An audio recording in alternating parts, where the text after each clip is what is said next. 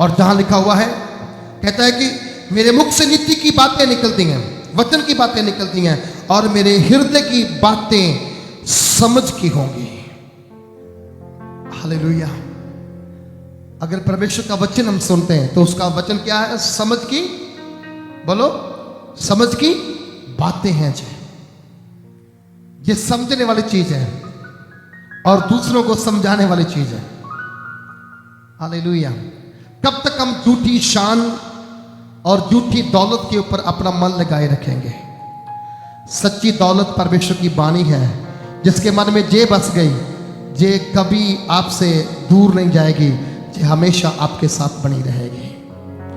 Hallelujah. इस दौलत को अपने जीवन में रखो। हालेलुया। फोन चाहे कितना महंगा भी आप क्यों ना ले लो, गाड़ी कितनी महंगी क्यों ना ले लो, बाइक आज देखना 1.5 लाख की बाइक, 2 लाख की बाइक आती है, लोग लेते हैं, खुशी से लेते हैं, लेकिन बाइबल 300-350 रुपए की कोई लेना देना नहीं चाहता है। बाइक की तो मन भर गया तो नहीं लेने की सोचेंगे, गाड़ी के मन भर गया तो नहीं लेने, लेकिन बाइबल अगर आपके साथ रहेगी, जे हर दिन आपको भी नया करेगी और जे खुद भी नया रहेगी। हालेलुया। क्योंकि कहता है यदि कोई मसीह में है वो एक नई सृष्टि है। तो ये वचन किसके? बाइबल किसके वचनों की है? मसीह के वचनों की है। ये आपको हर दिन नया कर देती है, तकड़ा कर देती है, मुसीबतों में भी तकड़ा करती है, परेशानियों में तकड़ा करती है। जब आप अकेले होते हो तब ये आपका साथ देती है। हालेलुया। जब का साथ निभाने वाला एक ग्रंथ है, एक दिन, 2 दिन, 3 दिन, 4 दिन के लिए नहीं, हमेशा के लिए, हमेशा के लिए। अब साउथ इंडियन चला जाओ, साउथ इंडिया में चले जाओ। साउथ इंडिया में अगर 100 साल की एक बुजुर्ग औरत है, चाहे वो अनपढ़ क्यों ना हो, उसके पर्स में बाइबल जरूर होती है। ना भी पढ़नी है लेकिन बाइबल होती है। मालूम क्यों? क्योंकि बाइबल उसे मालूम है ये मेरी हिम्मत है, ये मेरी ताकत है, ये मेरा हौसला है, ये मुझे जीवन का रास्ता दिखाती है। बाइबल एक ऐसा ग्रंथ है जो इसे पढ़ता है फिर वो पाप नहीं करता है, पाप में नहीं पड़ता है। जो पाप करता है वो इसे नहीं पढ़ता है। ये आपसे छीनी जाएगी। हम कल एक वीडियो देख रहे थे, कुछ मसीही बच्चों को पकड़ा गया, उसमें एक बहन भी थी, शायद ये यूपी बिहार की घटना है। उनको खूब मारा गया, बच्चों को मारा गया, और स्त्री को बोला जाता कि तुम बाइबल के ऊपर थूको। वो बोलती मैं नहीं थूकूंगी। उसे इतना मारा कि आप बयान नहीं कर सकते, उसका चेहरा लाल हो गया मार मार के। साथ में जो भाई थे उनको मारा और उनको बोला इसके ऊपर थूको। नहीं पता कि थूका कि नहीं थूका, लेकिन उनको फोर्स किया गया बाइबल को छोड़ दो, नीचे फेंक दो। एक समय आएगा भारत में ऐसा कानून बनेगा, जो चाइना में आया वो जहां भी आ सकता है। बाइबल आपसे छीनी जा सकती है। आज आपको आज़ादी है, आप अपने हाथ में लेके जा रहे हो, कल को हो सकता है इसे छुपा के लेना पड़े, लेकिन जब तक आपके हाथ में आज़ादी है इसे ले लो, अपने हाथ में रख लो। ये आपको तंगी के समय में, संकट के समय में, दुख के समय में, स्थापट के समय में ये आपका पिलर बन के आपके साथ खड़ी रहेगी। ये आपको हिम्मत बख्शेगी और आपको ताकत बख्शेगी। हालेलुया। जल के बिना मछली जीवित नहीं रह सकती, सही है ना? मछली को तब तक जल की पहचान नहीं होती जब तक वो जल के अंदर है। जिस दिन उससे जल से बाहर निकाल करके सूखी जमीन पे डाल दोगे वो तड़फने लगती है, तब उसे लगता पता जल की कीमत क्या है, पानी की कीमत क्या है। बहुत सारे मसीहों को परमेश्वर की उपस्थिति में आने का अर्थ नहीं पता है, लेकिन जिस दिन आपसे ये उपस्थिति छीनी जाएगी तब आप तड़फोगे, आप रोओगे, आप संगति कैसे करूं। आपको मालूम पिछले 6-7 महीने जो लॉकडाउन के रहे हैं, लोग चर्चों में नहीं आ पा रहे, चर्च बंद रहे हैं, लोग तड़फ तड़फ करके रोडों के ऊपर जाके प्रार्थना करते थे।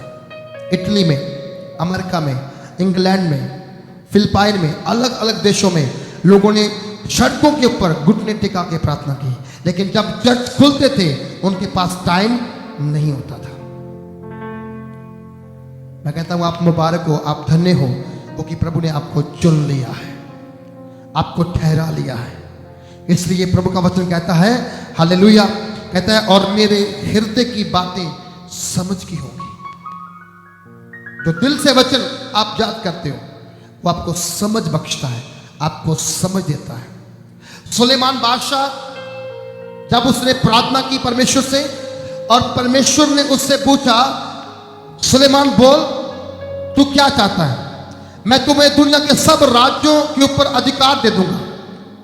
ऐसे उसके मन था थी परमेश्वर की कि मैं जो सुलेमान मांगेगा मैं उससे ज्यादा ऐसे दूंगा। लेकिन सुलेमान की प्रार्थना क्या की, परमेश्वर मुझे बुद्धि और ज्ञान दे, बुद्धि और समझ दे, ताकि मैं तेरे दिए हुए लोगों को सही दिशा, सही रास्ता दिखा सकूं, तेरी प्रजा की मैं रखवाली कर सकूं। आज समझने की बात है, अगर हमें प्रभु बोले मांग तुम्हें क्या चाहिए, हम एक दम से वीजा मांग लेंगे, अमेरिका का, इंग्लैंड का, इटली का, जापान का, ऑस्ट्रेलिया का, कनाडा का। हम जल्दी जहां से भाग जाए, बाहर निकल जाए। बाहर जाके संगति नहीं होती है। ये देखो जो लोग अभी यूएसए से में देख रहे हैं, मालूम वहां पर कितना टाइम हो गया, वहां पर 2:30-3 बज चुके हैं, लेकिन वो तरसते हैं चर्च जाने के लिए, टाइम नहीं मिलता, वो रात के समय बैठ कर सुन रहे हैं वचनों को। हमें खुली आजादी दी परमेश्वर ने, रात भी प्रार्थना करो, दिन भी प्रार्थना करो। संडे के दिन आपको फ्री किया, आपके बच्चे छुट्टी दिया, चर्च में जाओ। लेकिन बाहर ये आजादी बिल्कुल भी नहीं है। अगर आजादी है भी है तो लोग जाते नहीं है, उनको पैसा कमाना होता है।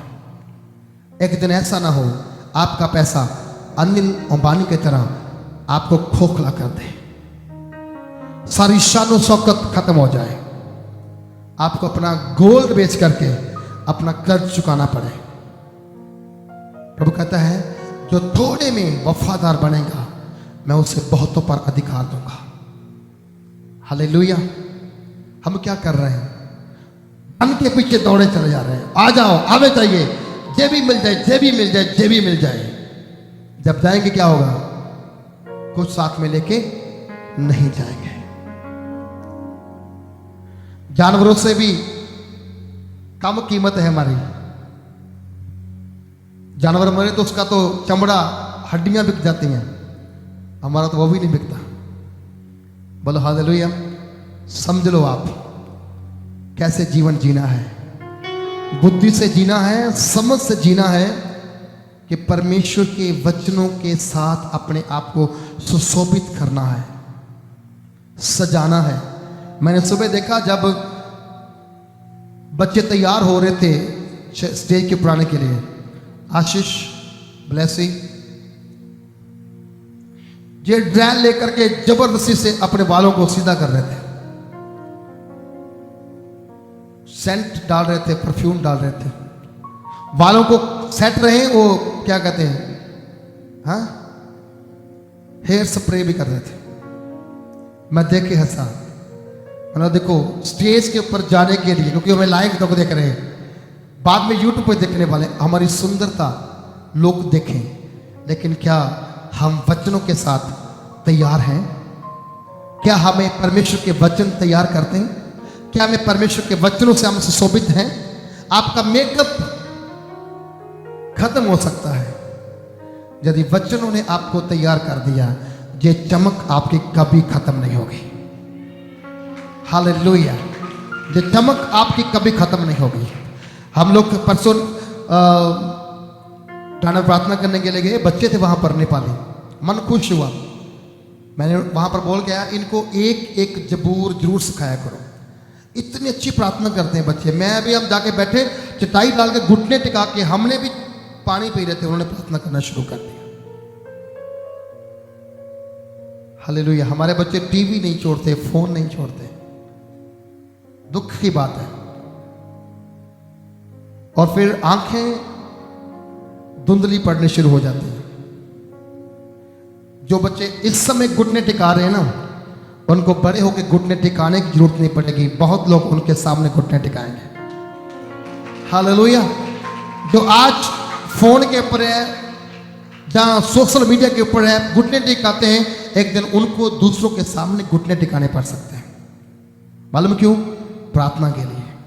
लेकिन जो आज घुटने टिका प्रार्थना कर रहे हैं, बहुत लोग उनके सामने घुटने टिकाएंगे, हमारे लिए प्रार्थना करो। क्या करना जिंदगी में आपने? ये फोन तो थोड़े समय का मेहमान है, आपको छोड़ के चला जाएगा, बट प्रभु की उपस्थिति हमेशा आपके साथ रहेगी। मरने से पहले भी आपके साथ है, मरने के बाद भी आपके साथ रहेगी। हालेलुया। आप बोलोगे पास्टर जी मरने के बाद कब्र में कैसे जाएगा? नो, कब्र में नहीं। आपकी आत्मा कहां जाएगी? परमेश्वर के पास। कहा गया है मिट्टी तो मिट्टी में मिल जाएगी, लेकिन आत्मा वहां लौटेगा जहां से वो आया है। आत्मा कहां से आया? परमेश्वर का आत्मा हमारे अंदर समाया है, तो परमेश्वर का आत्मा उसके पास जाएगा तो उसकी उपस्थिति वहां पर भी हमारे साथ रहेगी। हालेलुया। थोड़ा ध्यान दीजिए परमेश्वर की ओर। भविष्यवाणियां लोग कर रहे हैं, आने वाली एक और विपदा आने वाली है 2021 में। शायद प्रभु की ओर से होगा, तो जहां फिर अपनी ओर से होगा। वो की बाइबल कहती है तुम्हारे मुंह में सामर्थ्य है। लिखा है क्या? लिखा। हालेलुया। तुम्हारे मुंह में क्या है? अगर तुम कहोगे कि आने वाले साल में विपदा आएगी, तो आएगी।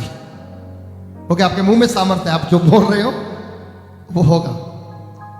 और अगर आप ये प्रार्थना करोगे परमेश्वर आने वाले 3 महीने में कोरोना वायरस इस संसार से खत्म हो जाए, तो वो खत्म भी हो सकता है। आपकी प्रार्थना का मुझे समझा तो प्रार्थना क्या आप कर रहे हो?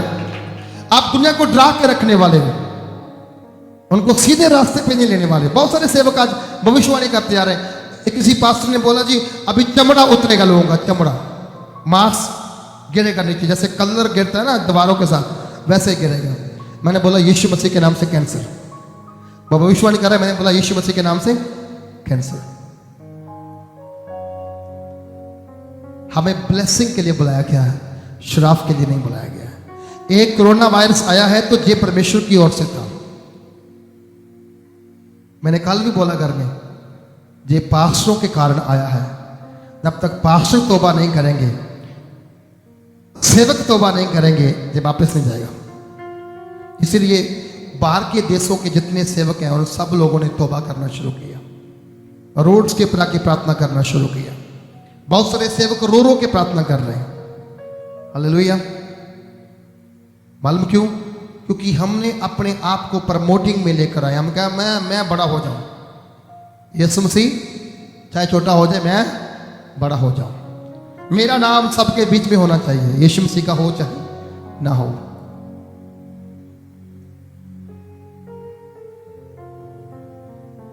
हालेलुया। तो जो यीशु मसीह को छोटा करेंगे, अपने आप को बड़ा करेंगे, तो ऐसी मुसीबतें आएंगी। आपको वचन नहीं समझ आता है। वचन में क्या कहा गया है? जब हम यूहन्ना की इंजील पढ़ते हैं, वहां यूहन्ना क्या कहता है? परमेश्वर प्रभु अवश्य है कि तू बढ़े और मैं घटूं। क्या यूहन्ना को छोटी सी चीज है? प्रभु का अभिषेक चेला है वो,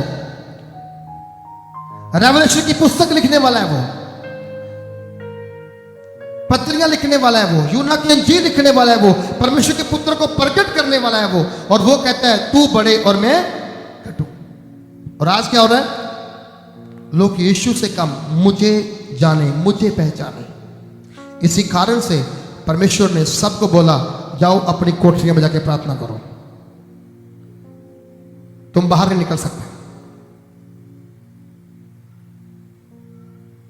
छोटा हो चाहे बड़ा हो, सब ने यही काम किया है। देख देख के यही काम किया है। बाइबल के वचनों को त्याग दिया, अपनी मन की बातों को बोलना शुरू कर दिया। फिर कुछ लोग कोरोना वायरस के ऊपर फायर छोड़ रहे हैं।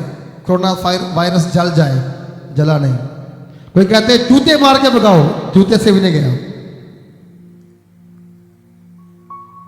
जे जब जाना है वो ही बुलाएगा तो जाएगा, नहीं तो यहीं पर बैठा रहेगा। हालेलुया। मैं नहीं कह रहा हूं, वचन कहता है मेरे हृदय से समझ की बातें निकली। 4 में कहा मैं नीति वचन की ओर अपना कान लगाऊंगा।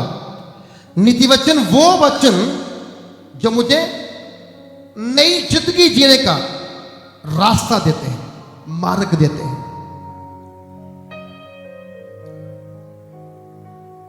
दारू पीने वाला बंदा अगर दारू छोड़ दे, उसे क्या मिलती है? नई राह मिल जाती है, नया रास्ता मिल जाता है। चोरी करने वाला बंदा अगर चोरी छोड़ दे, उसे एक नया रास्ता मिल जाता है। व्यभिचार करने वाला बंदा अगर व्यभिचार करना छोड़ दे, उसे नया रास्ता मिल जाता है। हर वो व्यक्ति जो गुनाह करता है, जो पाप करता है, जो पाप के मार्गों में फंसा होता है, अगर उसे नई रास्ते मिल जाए, वो पाप छोड़ दे, वो नए रास्ते पे चलना शुरू कर देता है। और वो कहता है मैं नीति वचन की ओर अपना कान लगाऊंगा, मैं बिना बचाते हुए अपनी गुप्त बात को प्रकाशित करूंगा। गुप्त बात को प्रकाशित करूंगा। क्या करते हुए? बिना बचाते हुए। परमेश्वर का वचन गुप्त है, गुप्त बातें हैं, हर कोई प्रकाशित नहीं कर सकता है। ये वही कर सकते हैं जिनका रिश्ता उसके साथ सही है। कई लोग बहुत ज्ञानी बन जाते हैं अपने आप में, इतने ज्ञानी बन जाते हैं कि वो कहते हैं पास्टर को क्या आता है, मुझे ज्यादा आता है। लेकिन संडे आए, उनका ज्ञान खत्म हो जाता है। वो भूल जाते हैं कि परमेश्वर ने बोला 7वें दिन विश्राम कर और मेरी आराधना कर। और कहते हैं कि मैं बीना के साथ उसे प्रकाशित करूंगा। कहता विपत्ति के दिनों में जब मैं अड़ूंगा, अड़ंगू मारने वालों, अरंगा मारने वालों की बुराई से गिरे, तब मैं क्यों डरूं? बोला अगर मैं परमेश्वर की बातों को सुनूंगा, संकट के दिन में अगर जो मेरे रास्ते में रुकावट डालेंगे, बोला मैं उससे क्यों डरूंगा? ओके, मुझे पता है मैं जिन वचनों को, मैंने जिन परमेश्वर के कलाम को अपने जीवन जमा कर रखा है, वो मेरे रास्ते का, मेरे मार्ग का वो दीपक है, वो उजाला है। इसलिए वो सारी रुकावटों को हटा करके मेरे लिए रास्ता खोल देगा। हालेलुया। ये वे परमेश्वर है, उस परमेश्वर का वचन है जो लाल समंदर को 2 भाग कर सकता है। ये वो वचन है और उस परमेश्वर का वचन है जो जर्दन नदी को एलिया और अलीसा दोनों नबियों के द्वारा 2 भाग कर सकता है। ये वो वचन है जिससे यीशु मसीह पानी के ऊपर चल सकता है। हमें इसको क्या समझना है, आम या खास? ये खास भी नहीं है, ये सामर्थ्य से भरा हुआ वचन है। ये जिसको छूता है उसका दिल चंगा करता है, उसकी आत्मा हील होती है, उसकी बॉडी हील होती है। और कहता है कि जो कोई मेरी विपत्ति के समय में, दुख के समय में, संकट के समय में मेरे सामने आएगा, कि बुराइयों से गिरूं, कि मैं संकट में पड़ जाऊं तो मेरे मुंह से कुछ गलत बात निकले और मेरे मुंह से बुराई हो जाए। इसलिए मैंने पहले बोला, कभी भी दुख के समय में परमेश्वर को ये मत कहिए ये क्या होगा, कब होगा, जब होगा तब होगा। हालेलुया। हम जितनी कोशिश हो सकती है, हम उपवास में, प्रार्थना में रह करके आपके दुखों को खत्म करने के लिए रात दिन प्रार्थना करते हैं। लेकिन खत्म किसने करना है? परमेश्वर ने करना है। हम चाहते हैं कि आप बीमार आज ही चंगा हो जाए,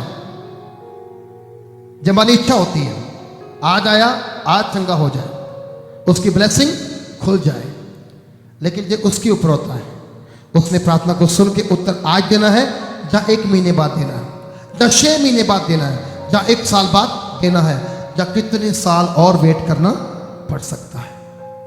आप जान लो, आपका पूर्वज, आपका पिता अब्राहम, वो 99 साल तक, 99 ईयर तक उसने इंतजार किया इसहाक को अपनी गोद में, अपने हाथों में उठाने के लिए। हालेलुया। आप याद रखो, हन्ना को कितने ताने मिले, कितने दुख उठाने पड़े, कितना समय बीत गया जब उसे सैमुअल मिला। अब समझ लो 38 साल का बंदा बीमारी की हालत में पड़ा था, कब उसका यीशु के साथ सामना हुआ, वो जब सामना हुआ चंगा हो गया। कई बार हम सोचते कि पास्टर जी प्रेयर करें ठीक हो सकता है। नो, आप यीशु मसीह को बुलाइए अपने दुखों में, आप बुराई में ना पड़िए, उसे बुलाइए, फिर डरोगे नहीं। आपके दुख और कष्ट तभी सही समय पर खत्म हो जाएंगे, ठीक हो जाएंगे। हालेलुया। और कहता है कि मैं बुराई से क्यों, कि मैं बुराई में गिरूं, बुराई से गिरूं, तब मैं क्यों डरूं। जो अपनी संपत्ति पर भरोसा रखते हैं और अपने धन की बहुतायत पर फूलते हैं, उनमें से कोई अपने भाई को किसी भांति छुड़ा नहीं सकता। धन आपको बुराई से बचा नहीं सकता है। एक व्यक्ति ने खाना खाने के लिए बुलाया, उसका नाम था सिमोन कोढ़ी। प्रभु यीशु मसीह को अपने घर में खाने के लिए बुलाया। जब यीशु मसीह आए, चेले भी साथ में थे, तो कुछ इधर उधर गांव के लोग भी आ गए। टेबल लगाया गया, फ्रूट वहां पर था, खाना वहां पर था, मछली वहां पर थी, सब कुछ रेडी था। यीशु मसीह भी बैठ गए, चेले बैठ गए। अब जे सिमोन कोढ़ी ऐसे बैठा है, सामने खड़ा है, किसके? प्रभु यीशु के सामने। पीछे से एक स्त्री आती है, वो आकर के प्रभु यीशु मसीह के पांव पर गिर जाती है। शायद यीशु मसीह ने अपने पांव को घुमा दिया होगा कि कोई पांव पर गिरने के लिए आ रहा है। वैसे तो मैंने देखा नहीं, वचन पढ़ा नहीं कि कोई प्रभु यीशु मसीह के पांव पर गिरा हो, लेकिन कुछ कुछ लोग गिरे हैं। जैसे सिमोन पतरस, जब उसकी जाल में इतनी मछलियां आ गई कि उसको खींचना मुश्किल हो गया, तब वो उसके पांव पर गिरा और उसने अंगीकार किया, हे परमेश्वर के पुत्र, मुझसे दूर जा, क्योंकि मैं पापी मनुष्य हूं। तो ये स्त्री भी आकर गिरी और गिरने के बाद वो आंसुओं के साथ रोने लगी और उसके पांव को उसने भिगो दिया, फिर अपने बालों से उसे सुखा दिया, फिर महूमुल्ला इत्तर उसके ऊपर उंडेल दिया। तो सिमोन कोढ़ी क्या सोच रहा है? अगर ये मसीह होता, नबी होता, भविष्यवक्ता होता, तो ये जान लेता कि ये स्त्री कौन है। ये तो विचार करने वाली है, अपने आप को सेल बेचने वाली है। और ये स्त्री ऐसी स्त्री है कि जिसके दिल में कोई ऐसी बात नहीं है कि वो यीशु मसीह के पांव पर गिर सके। और उसके मन में आया कि प्रभु मेरे घर में आया और ये मेरे घर में आकर के मेरे घर को भी अपवित्र करके चले गए। यीशु मसीह ने सिमोन की ओर देखा, कोढ़ी की ओर देखा, सिमोन कोढ़ी की ओर देखा और कहा, तू क्या सोचता है कि मैं नहीं जानता हूं ये कौन है? मैं नहीं जानता हूं ये कौन है।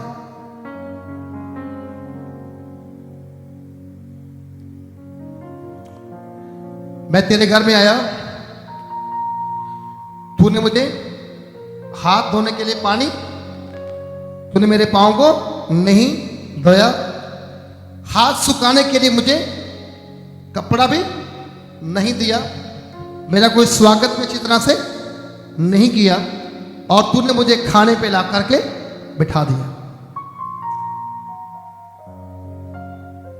हमारा परमेश्वर दान, दशमांश, पैसे से, कपड़े से, खाने से खुश नहीं होता है। इसलिए मैंने चर्च को बोलता हूं, मेरे खाने की चिंता मत किया करो। अगर यीशु मसीह खाना खा के खुश नहीं होता है, तो हम भी चाहते हैं कि हम आपके लिए जो लेकर आए हैं आपके घर में बना रहे। अगर सिमोन ये बात ना पूछता, मन में सोचता, तो ना जाने परमेश्वर क्या कुछ वहां देने वाले थे, क्या कुछ वहां पर छोड़ के जाने वाले थे, क्या कुछ वहां पर मिरेकल्स होने वाले थे। लेकिन बाइबल कहती है उसने जो मन में सोचा, और यीशु मसीह ने उससे बोला, क्या मैं नहीं जानता हूं ये क्या है? तूने मेरे हाथ में दिलाए, तूने मेरे हाथ सुखाने के टावल नहीं दिया, तौलिया नहीं दिया, लेकिन जब से ये स्त्री आई है, इसने मेरे पांव को छोड़ा नहीं। और अपने आंसुओं से भिगो दिया और अपने बालों से साफ कर दिया और मेरे ऊपर खुशबूदार इत्र भी छिड़क दिया। कुछ लोग वैसे भी थे, डांटने लगे, ए इतना महंगा इत्र, इतने पैसे में तो हम कितने कंगालों की मदद कर सकते थे, गरीबों की मदद कर सकते थे। गरीबों की मदद करनी है तो अपने पैसे से कीजिए, लेकिन जो यहोवा परमेश्वर का है वो उसे ही दीजिए। बोलो हालेलुया, वो उसे ही दीजिए। तो सिमोन को बोला गया, भाई अब सुन मेरी बात ध्यान से, तूने इसके पाप देखे, तूने मन में सोचा कि ये पापन है, इसलिए तू पापी ठहर गया है।